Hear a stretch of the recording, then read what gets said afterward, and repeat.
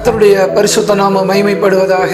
இந்த ஆகஸ்ட் மாதத்தில் உங்களை சந்திப்பதில் மிகுந்த மகிழ்ச்சி அடைகின்றேன். 8வது மாதத்தினுடைய வாக்குத்தத்தம் என்ன என்று ஜெபிக்கும் போது ஏசாயா 62:2 ஜாதிகள் உன் நீதியையும் சகல ராஜாக்களும் உன் மகிமையையும் காண்பார்கள். எல்லாரும் பாவம் செய்து தேவ மகிமை இழந்துட்டாங்க. ஆனா என்னைக்கு நம்ம ஆண்டவராய் இயேசு கிறிஸ்துவை ஏற்றுக்கொண்டோமோ அந்த மகிமை வந்துருச்சு.